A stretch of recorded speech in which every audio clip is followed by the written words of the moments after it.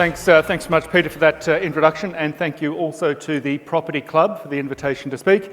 Bernard Salt, I'm a partner with KPMG based in Melbourne. My presentation today deals with social trends of the new age, knowing where to invest for future growth. I have a very simple proposition. Australia is one of the fastest growing nations on the planet and will remain so for another 10 years, 20 years or 30 years. Certainly in terms of the developed world, some of our cities are the fastest growing ethnic cities in the world. This creates business opportunity, creates opportunity for property, for infrastructure. It creates great challenges, of course, but it also symbolises a fundamental shift in the Australian culture, the Australian way of life. The three-bedroom brick veneer suburbia of the past is giving way to new lifestyles. And of course, I think in terms of property, that creates extraordinary opportunities going forward. I want to start this presentation by taking a really big picture perspective and going back over the last 25 years or so and looking at a map of Australia. Where have we been over the last 25 years? This is a map of extreme areas of population growth and population loss. Between 1992 and 2014, there are 78 red bits on this map. These are places where there has been population loss of 1% or more each and every year for 25 consecutive years. As a nation, as a generation, we are saying we don't live in the red bits, we live in the blue bits, and the blue bits of substance are on the coast.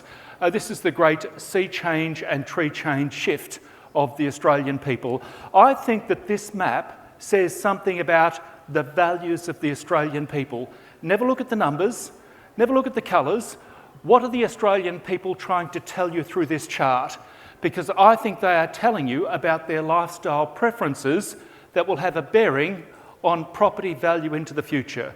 When I look at this map, I see a fundamental shift in the settlement of the Australian continent. We don't have the red bits, we want to live in the blue bits. This is being driven by lifestyle preferences of the Australian people, up the coast or down the coast. The only blue bit of any substance in inland Australia is this bit in outback South Australia, which is in fact the Woomera Detention Centre, so I wouldn't get too excited about the opportunities out there.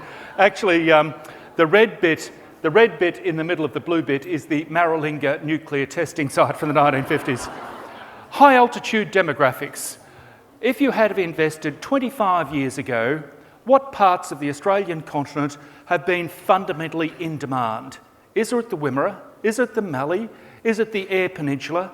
Is it the upper and lower Great Southern wheat belts of Western Australia? Or is it the cities, the lifestyle coast? That is the shift. And that is the cultural truth of the Australian people when you're building a business or you're investing in a property. I've looked at demographic trends across the Australian continent for 25 years. There is one common denominator that should be a common denominator in every business decision, in every investment that you make. How does it speak to lifestyle aspiration of the Australian people? Three-bedroom brick veneer suburbia was a lifestyle aspiration. The Gold Coast is a lifestyle aspiration. A funky apartment in the centre of town is a lifestyle aspiration. Give an Australian half a chance and they will take the lifestyle option every time. If you want surety that your property, your business, in 10 years, 20 years, 30 years, will be still highly valued by the Australian people, connect it into lifestyle. It is writ large in this map of where we've been and where we've shuffled to and from over the last quarter of a century. I can take this one step further. Which cities on the Australian continent have been best to invest in over half a century? Let's go back to the 1954 census and look at the top 20 cities on the Australian continent. And here's the list. Sydney's number one, 1.9 million people.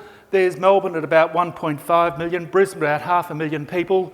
Ipswich was a separate city to Brisbane in 1954. The Blue Mountains was a separate city to Sydney. In 1954, Kalgoorlie was the 20th largest city on the Australian continent at the time the baby boomers were being born. Fascinating. Shift forward 60 years and see how the landscape has changed and then draw the connector. What is driving population, urban property growth on the Australian continent? Here is the list today. Sydney's 4.8 million. Sydney will top the 5 million mark by December of this year. Melbourne, 4.4 million. Brisbane, 2.3 million. Well, so it's about 5 times increase, in fact, over that time. In 1954, there were 8 million people on the Australian continent. There is now 24 million people. Everything should have increased at least 3 times. If you're doing more than a 3-time growth rate, then there is people clamouring to get into that particular town. There is something about this second list that, again, leaps off the page at me, hits me right between the eyes. Because if you go down to look at something like, look at that, the Gold Coast, 615,000 people in 2014. Where was it in 1954? Actually, it wasn't there in 1954. We, the Australian people, have willed this place into existence in a generation, in 2 generations. Why? What is the common denominator that drives the Gold Coast? Lifestyle. I'm going to come back to this every time. Every time that lifestyle aspiration should hit you right between the eyes. Every property, every business decision involved on the Australian continent should find a way back to that point.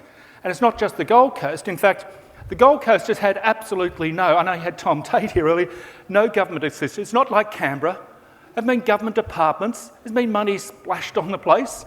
In fact, free enterprise has created this place.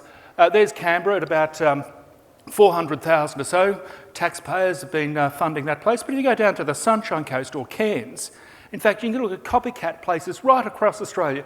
Cairns and Coffs Harbour and Port Macquarie and Mandurah in Western Australia, the Bellarine Peninsula, the Mornington Peninsula, the Central Coast, Victor Harbour in South Australia. It's all lifestyle outside our capital cities. Absolutely fascinating. What about the next 35 years? I'm an investor right here, right now. Pity I didn't know this in 1954. I could have made those decisions, if you like. Let's have a look at the year 2050. The Australian Bureau of Statistics and every government planning department in every state has done this. I've just pulled it all together and asked the big picture questions. In order to come up with the 20 biggest cities on the Australian continent in 2050, I've had to measure 30 cities. Here they are. The biggest city on the Australian continent is in fact Sydney, but Melbourne is actually not too far behind. We have cities of 7 to 8 million people. Sydney and Melbourne will be as big as London and Paris by the middle of the century, but over twice the land area, in fact. Perth at about 4.5 million people, Brisbane at 4 million people, Adelaide at 2 million people. The Gold Coast will double in size. I've done quite a bit of work with Tom and the strategic plan for the Gold Coast. It's not going to involve another Gold Coast sitting alongside.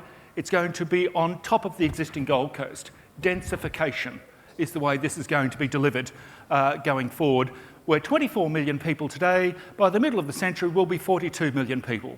We're going to add 18 million people on top of 24 million people. Where's it going to fit? Into some cities rather than others. I talked about Asian influences is a map of the world. I want to talk to you about the Dubai effect, because I think the Dubai effect is driving property acquisition in Melbourne, Sydney, Brisbane and Perth, and probably the Gold Coast as well. In the 1990s, the reason why Dubai was such a successful city-state, it was that it was a safe haven in a troubled world. Make your money in Saudi Arabia or Kuwait, but park your money, your family, your lifestyle, live 3 months of the year in the safe haven of Dubai. In the 1990s, with the disintegration of the USSR, we suddenly had Russian billionaires. If you have $1 billion at your disposal and you are Russian, do you live in Moscow? Moscow is not a lifestyle city. Where do you live? You would live in London, specifically in Belgravia. 3-hour flight away. Wealth-generating regions require lifestyle places nearby. So that was the great lifestyle-generating region of the 1990s. This was in the 1990s. What is the greatest wealth-generating region of our time over the next decade? Well, it's probably China. If you make 2 or 3 mil a year out of your manufacturing business in Shanghai, Guangzhou, Beijing, where is an overnight flight away to a sovereign, secure, safe lifestyle city? It's got to be about 8,000 kilometres away, one night, overnight. Well, that probably puts you, nothing, Tokyo, no, actually nothing there. There is no other choice. It needs to be Brisbane or Sydney or Melbourne or the Gold Coast. This is risk mitigation strategies. I want 2 or 3 mil out of China and into a place where I know it's going to grow and it'll be secure. So you buy an apartment, spend 3 months of the year, educate your kids at the local university, go to the casino, go do some shopping, have a medical, some cosmetic surgery, whatever it is, and then fly backwards and forwards. Transnational residencies. And that's what we will see, driving Sydney and Melbourne. On top of that population growth and knowledge worker, I don't see this changing for as long as the regulatory authorities on both sides allow it to continue. A couple more slides. Who has the capacity to take out a mortgage?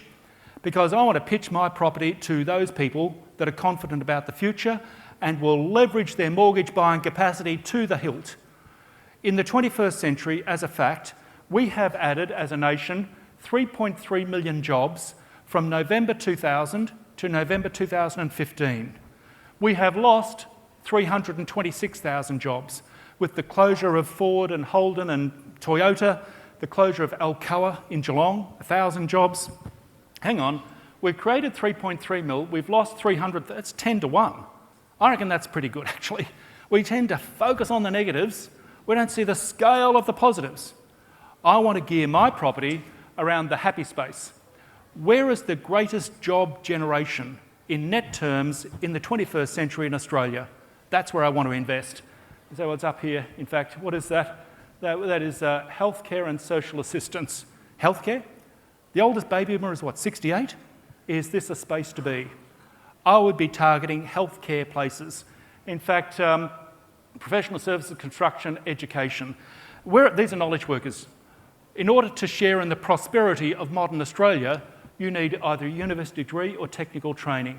Where is the greatest concentration of knowledge worker, health, education jobs? CBD, inner suburbs, hospital precincts, university precincts. I would triangulate my property between the CBD, a major hospital and a major university. You're slap bang in the middle of people who will be employed for 30 years into the future and are confident about that. They can bid up values on a weekend.